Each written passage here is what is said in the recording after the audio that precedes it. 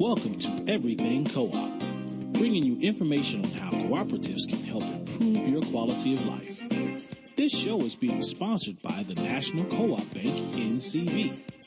The NCB is dedicated to strengthening communities nationwide for the delivery of banking and financial services for the nation's cooperatives, their members, and other socially responsible organizations.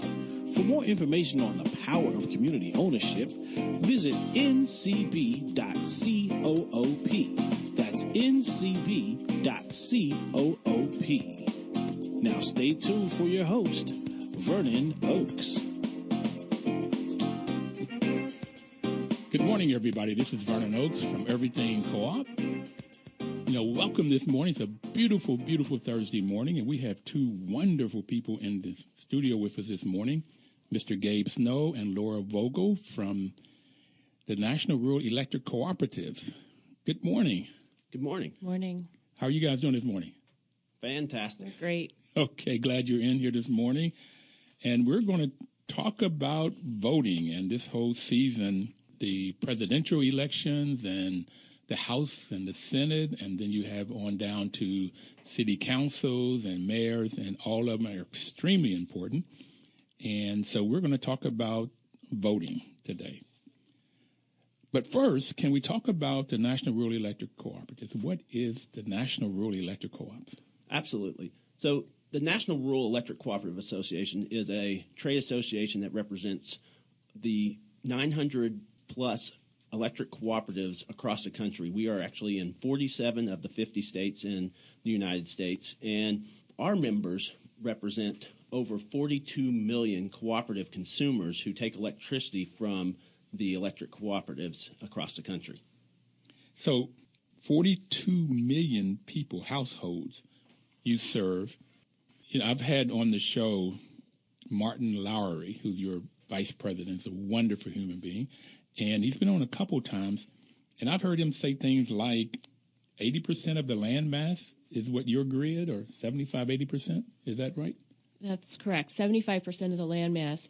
And we do only serve about 13% of U.S. electric customers around the country. However, because of the locations of many of our cooperatives, we do end up stretching through about 75% of the land mass and about 80% of counties around the United States. What does that mean, 80% of the counties? So at last look, it looks like we have 2,500 of the 3,100 plus counties in the United States are served in some way by an electric cooperative. Why don't people know about it then? There's so many. Let me get it straight. 840 co-ops, that's people, that's companies that provide electricity, okay? And out of that 840, you got households, 42 million. And that covers 75% of the land mass of the U.S. You're in 47 states. Huge. Okay, why don't people know about electrical rural co-ops? Well, actually, Vernon, I think where we are strong in many of our states, in the 47 states out there, we have a very large presence. And so if you ask a state legislator in Texas or Indiana or a state where we have a very heavy electric co-op presence, then you would certainly get a response of they know who their electric co-ops are, they're aware of them, they're very visible in those states. So, where we are located here in the Washington, D.C. area, the electric co-ops are not as established, but certainly out in parts of America where we have a large presence, then people are very aware of the electric co-ops in their communities and the good works that they do in their communities. When I was in Prince George's County, I lived there for a while. I'm in D.C. right now, but there's SEMCO, S-M-E-C-O. Southern Maryland, yes, sir. So there is in Southern Maryland Electric Rural Co-op, and in Fairfax, That's Electric right. Rural Co-op. Northern Virginia Electric Cooperative, yes. So I consider those now not rural. There's nothing rural about Fairfax or Prince George's County. It seems like now the suburbs have gotten bigger and bigger and bigger, and they've gone out into the rural. And so not only do the National Rural Electric Co-ops work for and satisfy rural farmlands, if you will, but it also suburbs. Yeah, that's happening more and more around the country, and I think that part of the issue we have there then is educating those folks who are now in those service territories to understand what a cooperative is. And so you do then realize that sometimes there is a bit of education that is involved in what a cooperative is and how cooperatives are different within their communities. So let me talk about what a cooperative is real quickly. Because when I was living in Prince George's County, I did not know I was getting my electricity from a cooperative. And when I was in a credit union, I did not know it was a co-op for a long time. So a co-op, for everyone out there, particularly if you haven't listened to this show before, is any business that you can think of could be a co-op. If it's owned and controlled by the employees, it's called a worker co-op. If it's owned and controlled by the people who uses the products or services, it's called a consumer cooperative. So these electric co-ops are owned by the consumers? That's correct. So those 42 million households own these 840 businesses. So it's a consumer cooperative. Yeah, that's our business model is consumer cooperatives out there. And so each of our 840 distribution electric cooperatives across the country has a governing board that is elected locally there in the communities where they serve. So they're tied directly to the communities, and they have that presence there and that governance there at the local level. You know, you just hit upon one of the critical pieces of what a co-op is. And then I said it's owned and controlled. So it's a volunteer and open membership, so anybody can come in. That's the first reason I liked co-ops. That's the first principle. The second one is democratic member control, and that democratic member control is normally one member, one vote. So all those 42 million households, they all have a vote into their particular co-op, 840 of them. And they normally vote for a board of directors. And in housing co-ops, and this is how I found out about co-ops. I do property management as my daytime job, and I have a couple master's degrees. All of my formal education, I heard nothing about co-ops, even with an MBA, nothing about co-ops. And I got my MBA from Stanford. And the reason I bring that up is because Leland Stanford, who started Stanford, was a senator, and he put in laws in the Senate, U.S. Senate, way back when for worker co-ops. Somehow he got enlightened about this, but it never happened.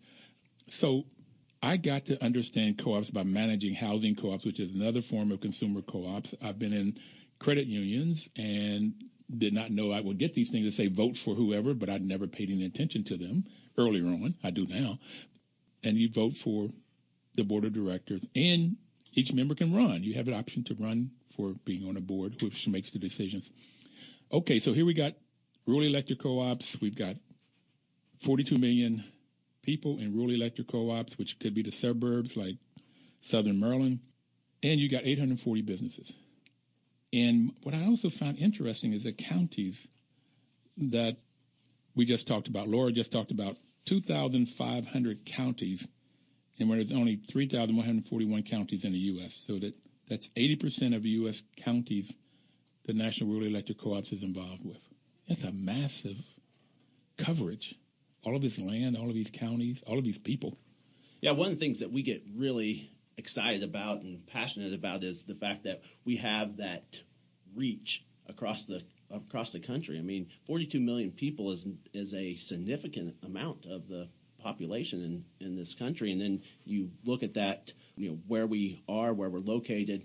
I mean, you can hardly name a part of the country where they're not served by electric cooperatives, or in and around there's going to be electric cooperatives. So that gives us a lot of excitement, because we have the ability to work with and cooperate with all these groups across the country. And from a national association perspective, it really gives us a lot of excitement to be able to have that many members and have that type of reach across the country. That's a lot of responsibility, too. You can reach all of those people with a message. Now, I want to talk about the fifth principle of co-ops real quickly. The fifth principle is education, training, and information. And that was the second reason I began to love co-ops. I've 12 years of my life I've taught, so that's the other part, is either in business or teaching is what I've done. And to say you're in an organization where one of its main principles is to make sure that you're teaching the members and the community. and you've already talked about that. And that's the massive. So you teach so that when people are in the co-op, they can make informed decisions. Okay. And so it sounds like that's what you're doing now within the National Rural Electric Co-op, is getting people the information they need to make informed decisions. So you've created something called Co-ops Vote. What is that? So Co-ops Vote is our national voter education and engagement campaign. And this is a program that allows all of our electric cooperatives across the country to engage with their membership at that consumer level on the upcoming elections. You started the program talking about the upcoming elections, and when we looked at it coming into this calendar year and said, we want to have a program that we can provide to our membership that gives them the vehicle to engage in the political process in a nonpartisan way, and gives as an information campaign, a voter awareness campaign. We've done voter registration with it. We've done a number of informational sessions with it that just raises the awareness of the upcoming elections, whether it be at the presidential level, the state level, or the local level. I think also, if I may, Co-ops Vote is a way to reach those rural folks who maybe haven't turned out to an election in the past. We found that in 2012 that rural voting was down 18%. And we are hoping by utilizing Co-ops Vote to reverse that trend and see representation throughout rural America in communicating with their elected officials. Well, Gabe and Laura, we have to take our first break to get the news, the weather, and perhaps the weather. But listen, I'm enjoying this conversation with Gabe and Laura this morning about National Rural Electric Cooperatives, and we're getting into this co-op vote to make sure that we can get more people out to vote, which is what happens in cooperatives. But we'll be right back. Please don't touch that dial.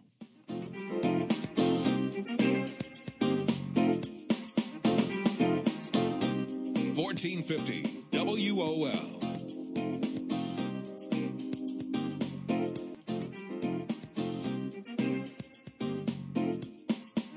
Good morning, everybody. This is Vernon Oaks with Everything.coop. You know, this program is brought to you by the National Cooperative Bank, NCB. And the reason that they are sponsoring this program is to give you more information about co-ops, the benefits of co-ops, where you can find co-ops. And right now we've been talking about the National Rural Electric Cooperatives, and they've launched a program to try to get the rural electric cooperatives and anybody else, as we'll talk about here in a few minutes, to be able to go online to vote.coop, vote.coop, where you could register to vote and find out and get information about who's running in your particular state or your county or wherever you might be, to see if you're registered. And we're going to talk more about that today because it's extremely exciting to try to get more people out there to vote. I mean, what would it be like if we had 80% of the population? That's 80% of like 320 million people to get out and vote. And I think it runs above 50% now.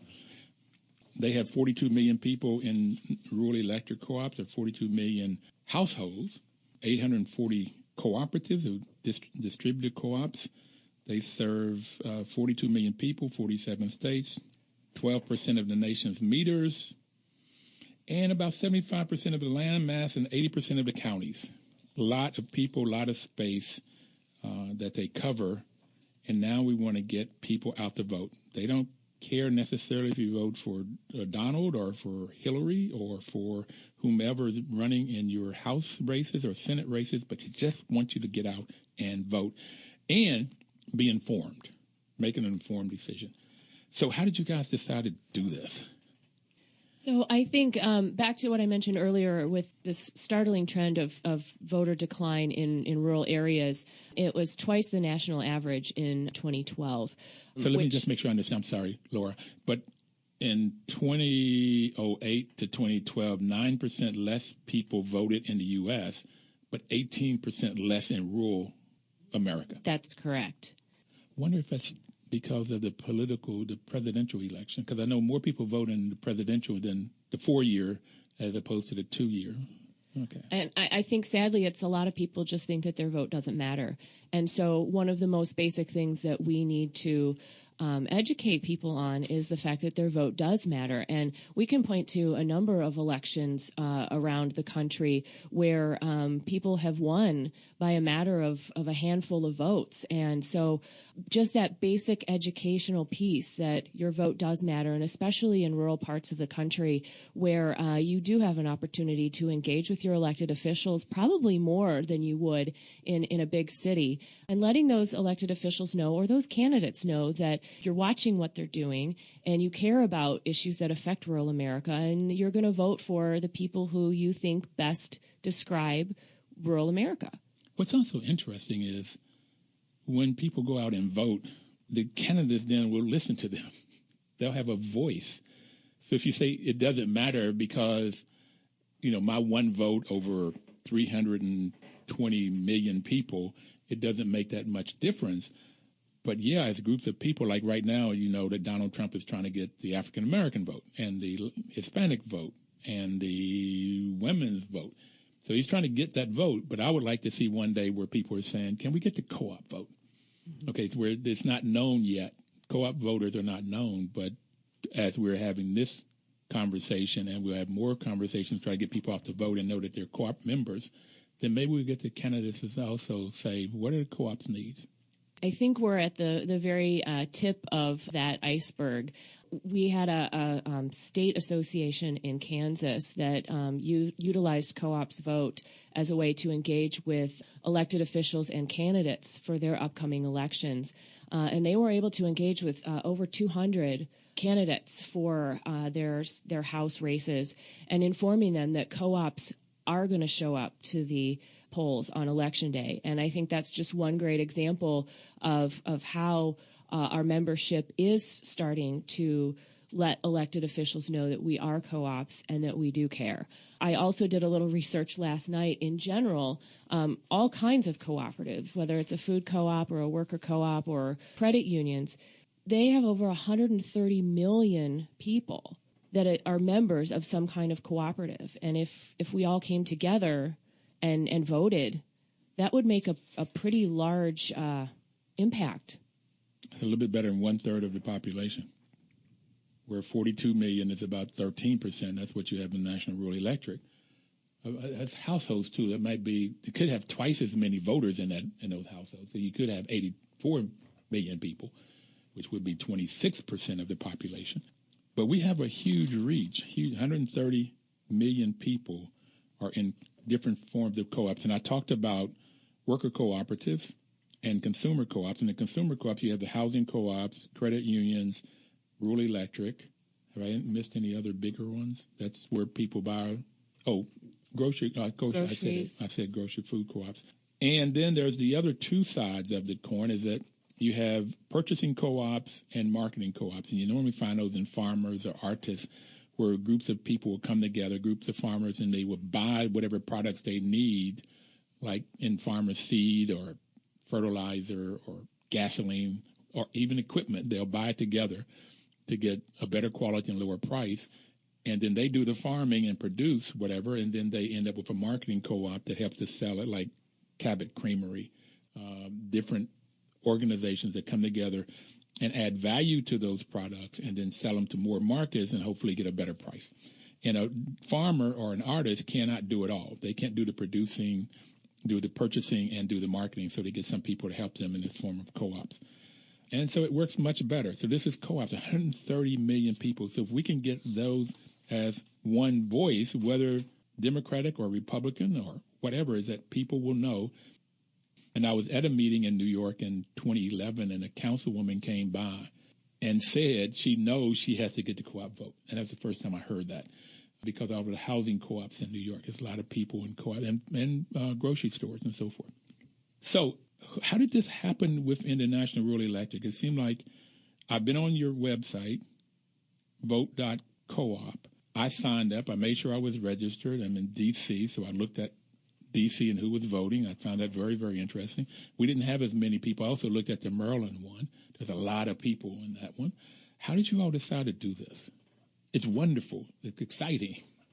Well, I think we really saw an opportunity with the upcoming election to provide a service to our membership to come out and put together a comprehensive program where people can go to a one-stop shop website, www.vote.coop, and learn about the candidates, as you described there, Vernon. Once you've put in your information, it's customized down to your individual candidates. So whether you're in Maryland, as you described, or in Texas, or in Alabama, once you put in your zip code, it will find the candidates at the national level. We're all familiar with them, but also at the state level, which it's not only going to provide just that national outlook, it's down to those state representatives and state senators who are running for office, the candidates that are there, links out to their website so you can become an informed voter and make a informed decision on Election Day.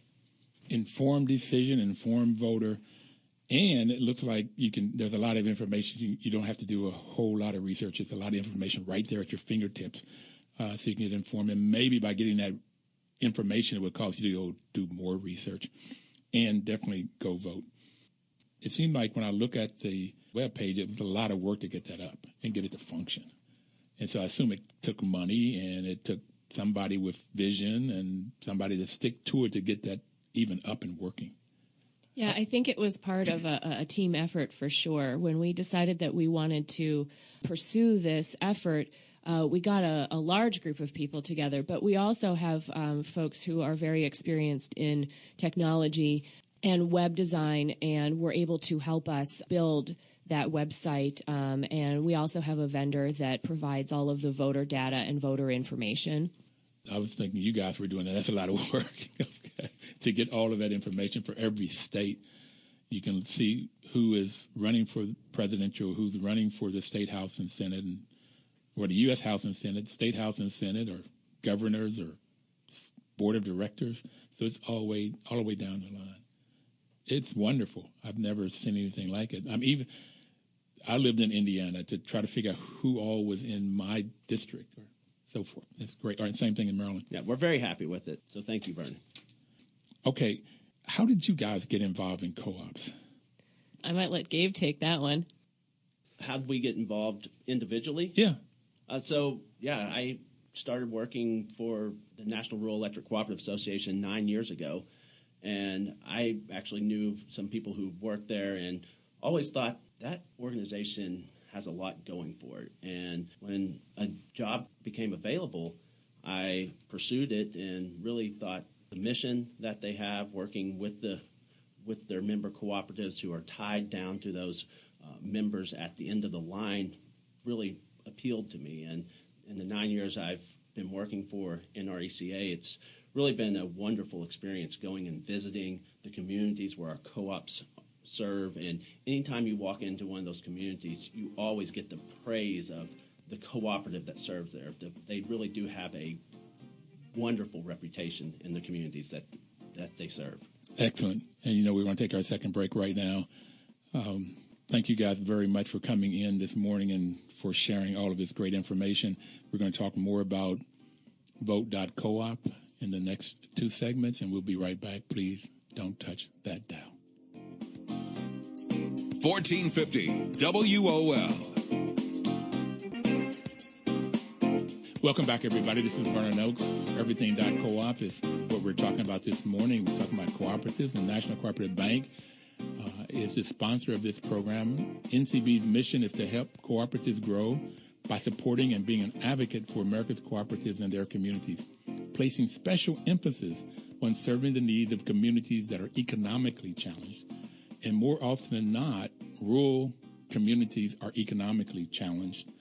And particularly I found out in the Appalachia, and that's where I'm from, but you get a lot of poverty, and NCB has a tremendous mission, and so does the National Rural Electric Cooperatives, providing power to these rural communities.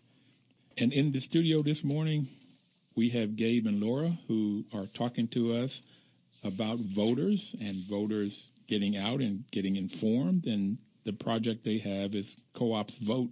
And what we were talking about, Gabe was telling us how he got involved in the National Rural Electric, and I would like Laura to answer that same question. Laura, how did you get involved? with co-ops and the National Rural Electric Co-op? So I've had a much shorter tenure than Gabe at this point in time. I've been with NRECA for just over 2 years now, and I was extremely intrigued by the way that the members are involved within each individual cooperative. And one of the things that really strikes me is the opportunity to educate our membership on what a cooperative is. And newer members of NRECA don't necessarily understand where their power is coming from, or that they're a member of something larger and important.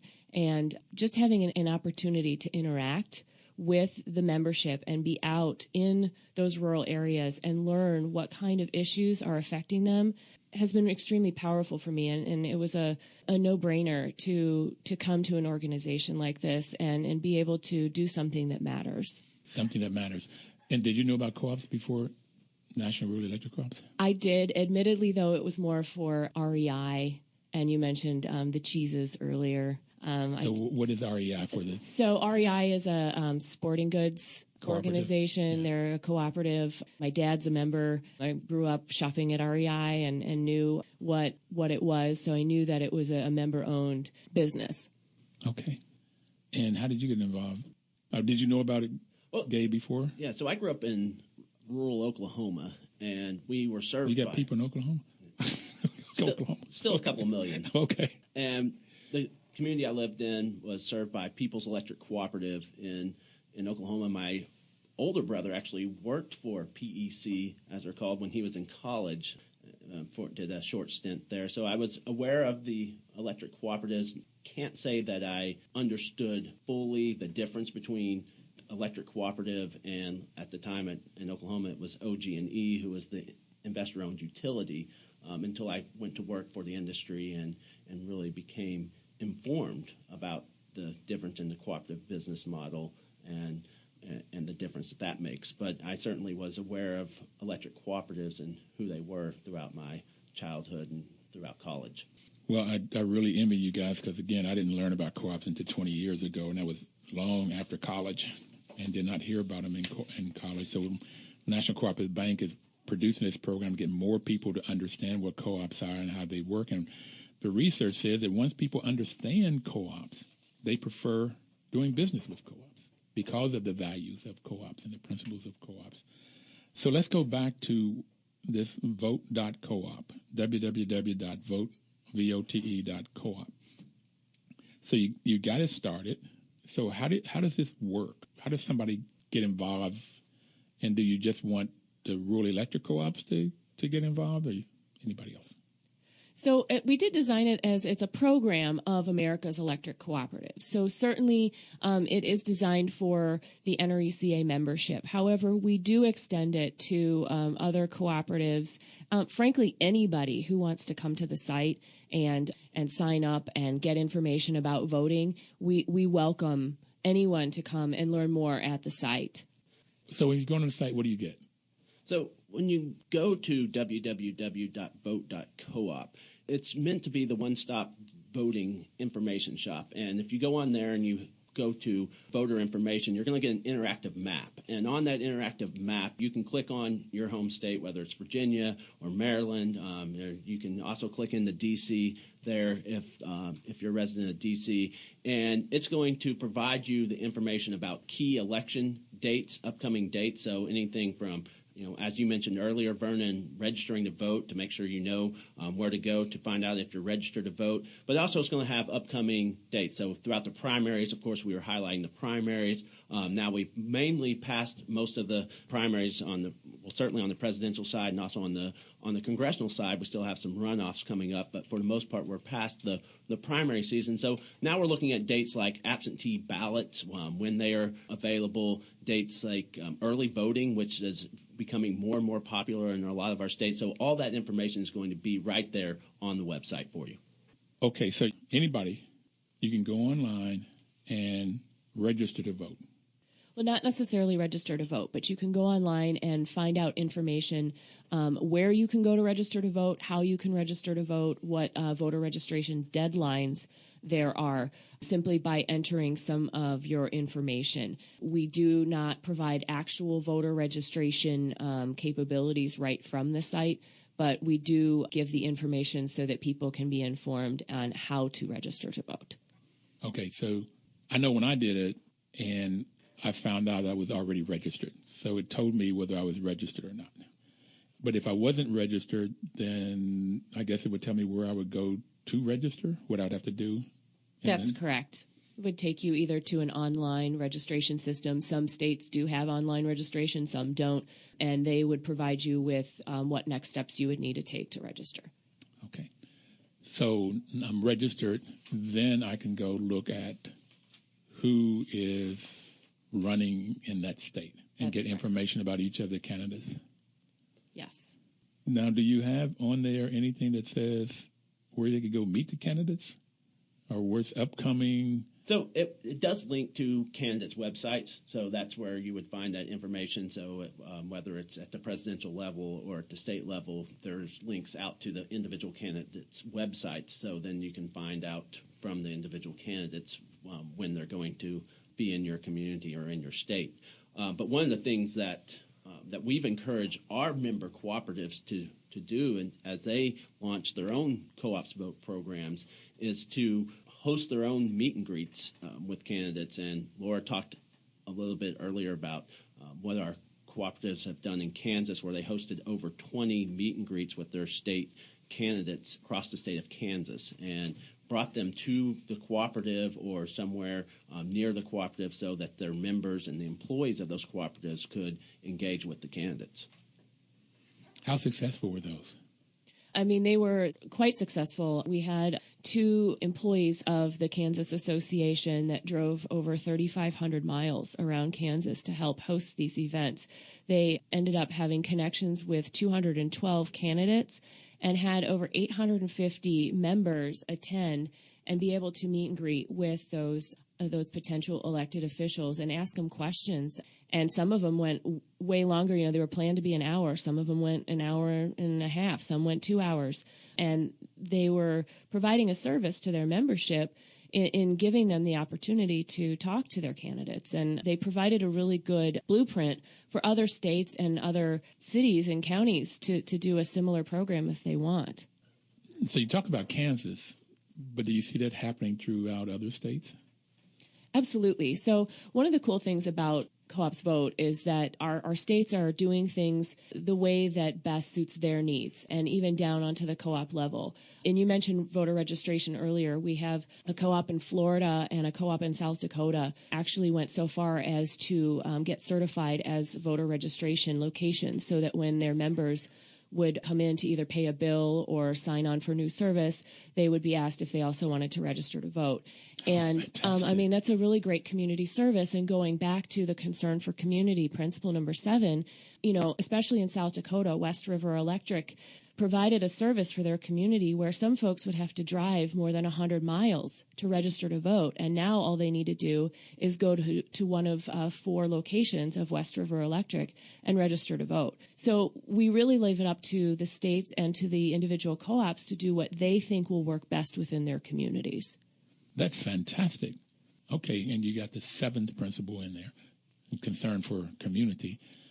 And the 6th principle is cooperation among co-ops. So do you have this working with other cooperatives like housing or credit unions, which I would imagine credit unions have more than 42 million people that belong to different credit unions? Yeah, so one of the things that we have been working on is also partnering with other groups to promote the Co-ops Vote program. And so we did establish a partnership with the National Cooperative Business Association, or NCBA, who have been very instrumental in getting the word out there as well on Co-ops Vote. And NCBA serves a number of variety of cooperatives.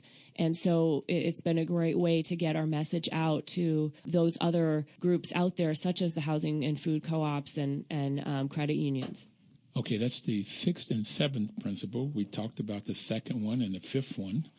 Voluntary and open membership is the first principle, that co-ops are open to anybody, and that was the first thing that I liked about it. Being African American, I like it when it doesn't make any difference what race you are or what gender or where you are politically, religiously, or financially. You can still become a member of credit unions or National Rural Electric or housing co-ops if it's a real co-op that's abiding by these principles. So I guess for the 840 rural electrics, it's open to anybody, everybody. Yes, and certainly that first cooperative principle of voluntary and open membership is alive and well in electric cooperatives. Of course, the electric utility business is regulated individually by each state. So where electric cooperatives are able to have a presence and do business is regulated individually by each state. And we talked about the second principle, democratic member control, one member, one vote.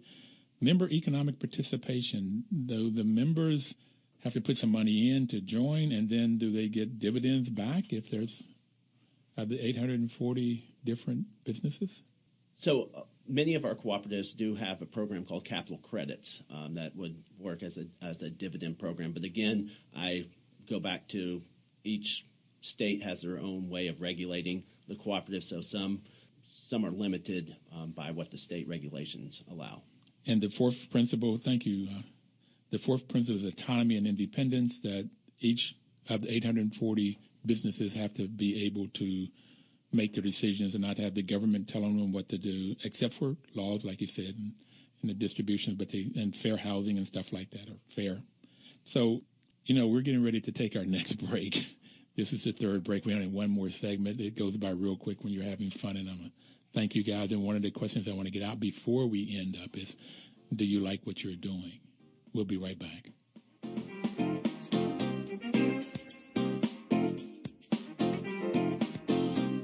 $14.50 WOL.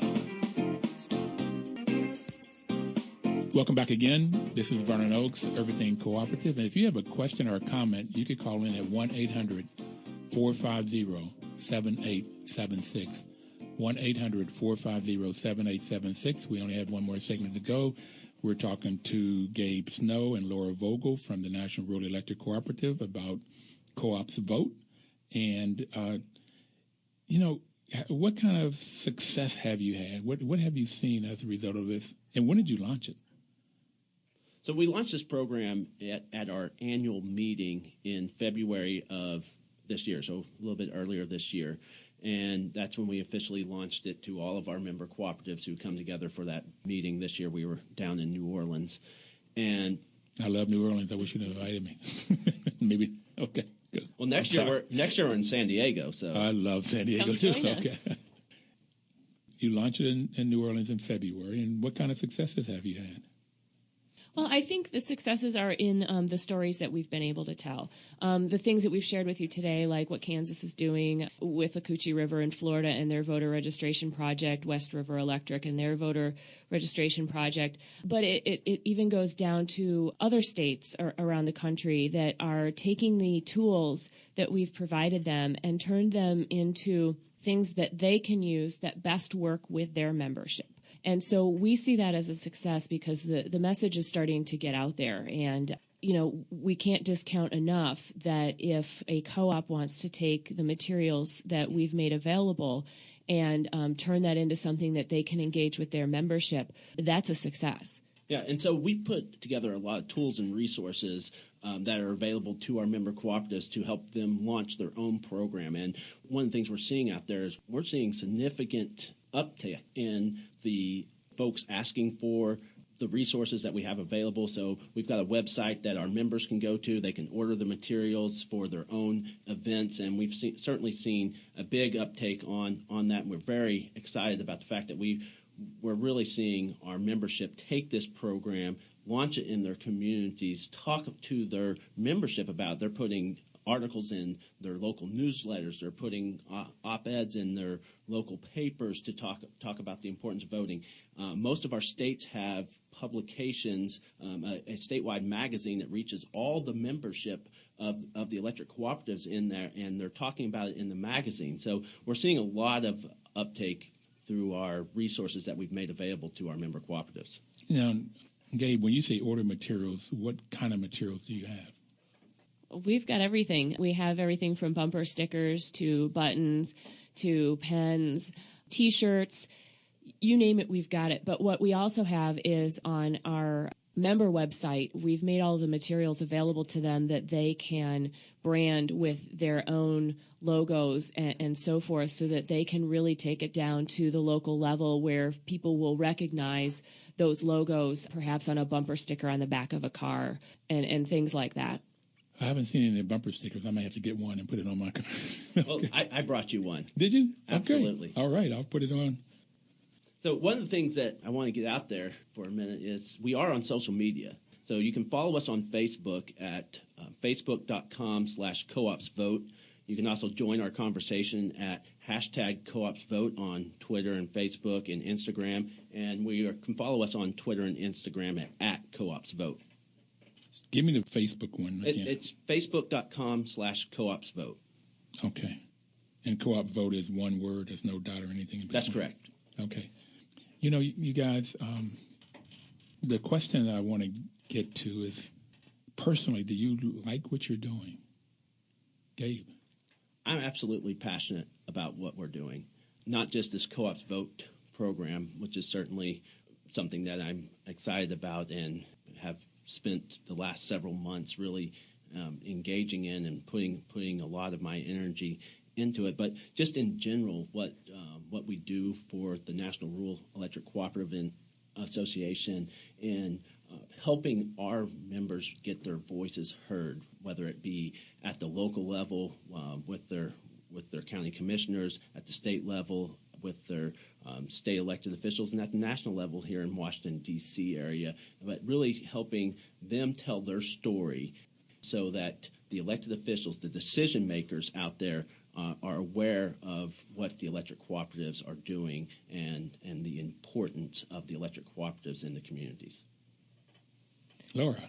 I mean, I can't say enough of how lucky I am that I wish everybody could see the smile on her face as she's talking. Go ahead. That I found a job that I can marry what I love to do with working with people who love what they do, and also being with our members. Our members are wonderful people. They're fantastic.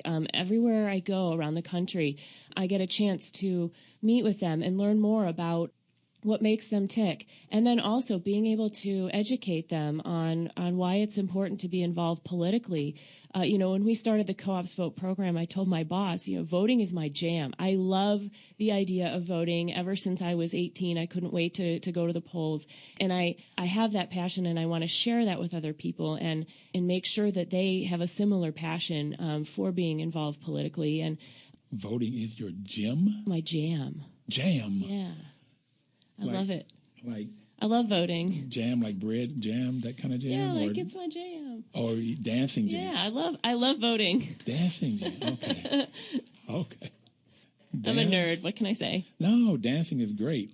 Dancing, your jam. Okay. Voting is the dance. Yeah. I can see that. It is. It's a dance. Even political candidates would tell you it's a dance.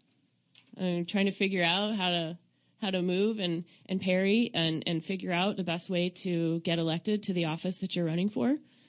It's a dance. And the best way to serve people. Yeah. This fits the co-op values of ethical values of honesty, openness, social responsibility, and caring for one another. So that it really, really fits. And that's the reason I like doing this show and talking to people about co-ops, because of that value. Love to see people having their voice heard and getting the things that they need for their lives. And it's also, we just don't think about electricity, that without electricity, people couldn't study, particularly in wintertime. It gets dark at 5:30 or 6. How can kids study if you don't have electricity? Abraham Lincoln had a candle he studied by? That's right. Okay. And you're right. Electricity is a necessity these days. And nobody growing up today is familiar with their grandparents and great-grandparents and the struggles that they had without electricity. And that's kind of where the electric cooperative movement is rooted deeply in that history and of bringing the electricity to the areas that were underserved or not served at all by the existing utilities at the time. And that is what I've heard a lot on here. The existing utilities would not provide it in rural, and that's because they were capitalistic-based businesses, which is nothing wrong with, except that when you look at the capitalistic base, if they cannot get a return on their investment that's large enough, then they won't go and do it. And that's stringing all of these 75% of land, stringing all of that with poles and wires took a lot of capital. And if they had put it in and you only had 5 people in that area to buy, like, you can't get a return on it. So they didn't do it. So there was a need, and that's what I've also found out about in this program, is to solve a community need. 4 or 5 people come together and create a co-op, and they provide that need. And that cooperative spirit is still alive today in the communities where our electric cooperatives serve. And you can see that, they provide a service of providing electric service to their members, but they do much more. I mean, they are the leaders in the communities that they serve. They are a lot of times the economic engine there. So they're not just providing jobs, but they're recruiting industry to come in to the communities. They do a lot of economic development and really focus on that quality of life for the communities that they serve. Fantastic. I think we'd be remiss if we didn't mention that electric co-ops also employ over 70,000 people in the United States. 70,000. 70,000. Okay, so they provide jobs. They get electricity that people need for heating and cooking and lights. And when you talk about this member economic participation, when they make money, the members can decide to put that money back in the community to do different projects. They could put it back into business to provide more lines or more generation of electricity, or they can say, how can we get more business into our community? So they have more jobs than the 70,000. That's fantastic, and that's why you like doing what you do. It helps people. Mm-hmm. You want to add anything else? We have another minute to go. I would just say come visit us at www.vote.coop. Again, follow us on Facebook at facebook.com/coopsvote. Join the conversation at #coopsvote, and follow us on Instagram and Twitter at coopsvote. Nora? Keep watching what we're doing, because this isn't going to end on November 9th. We are going to continue this program as a service to our membership going forward. And I would really, coming up to the National Association of Housing Co-ops, like to see if we can get the housing co-ops involved, get their membership involved, and the credit unions with this 6th principle of cooperation among co-ops. Thank you guys for coming up here today, for taking the time to share this information. I really enjoyed. Love what you're doing. Well, thank you for the opportunity. This has been wonderful. Thank you so much. Beautiful smiles up here this morning. Thank you, everybody. This is Vernon Oaks on everything.coop. This beautiful Thursday morning. We hope to see you next Thursday. And until then, have a cooperative week.